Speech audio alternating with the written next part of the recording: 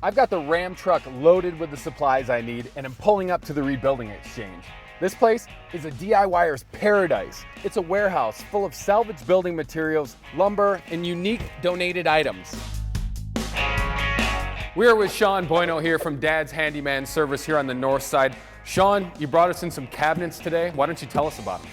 This is an old, dingy, dark cabinet, and it needs some new life. The owner of this kitchen doesn't want to spend a ton of cash on new cabinets, so we're going to repaint them. We brought some simple tools. Really, it's more of a time-consuming project than anything else, so I'm sure you'll be able to handle it. Here's what we're going to need. A Phillips head screwdriver, 220 grit sandpaper and sanding sponges, a detail sander, tack cloth, masking tape, primer, white paint, paint brushes, a paint tray, and foam paint roller. Okay, so let's flip this cabinet over on its back, and the first thing we're going to do is we're going to take the doors off. So let's just get our screwdriver here, and this is very basic hardware, so it's very easy to take off. So go ahead and take those off for me. I love how when you say something's very easy, There you go. that's when you hand it to me. Of course, if you were painting the cabinets in your kitchen, you wouldn't be taking them off the wall, but you would still be removing all the doors. Don't forget to label and keep track of everything because it's easy to confuse 25 doors and all their parts. We have the doors off. What is the next step? Now we're ready to scuff the face of the cabinet box. Okay. We scuff the cabinets with both sanding sponges, and Sean brings out the tack cloth along with some stern words for all you corner cutters out there. Don't chintz out by not using tack cloth. This is not expensive, it's very cheap. If we were to use a wet rag, the wood will swell up, and that's not going to be good for the painting process. Okay, so the face of the box is complete. Okay. So we're going to put this off to the side, and I want you to grab those two doors, please. Sure.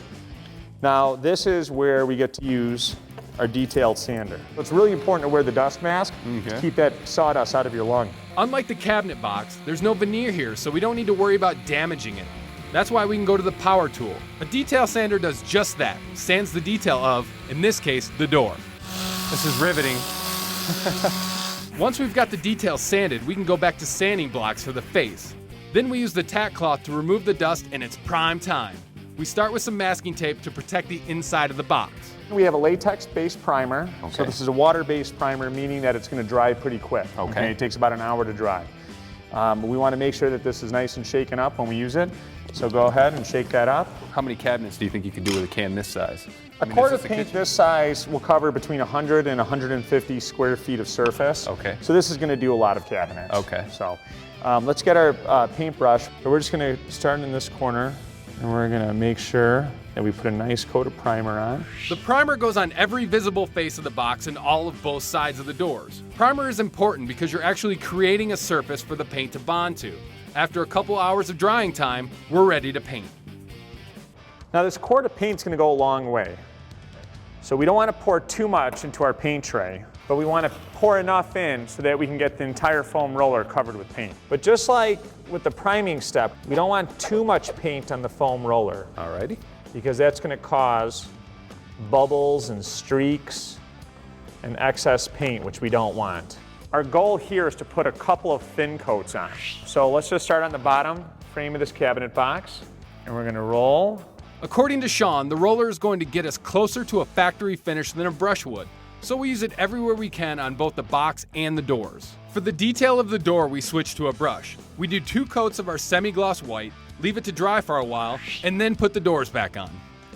All right, Sean, last screw all set. Okay.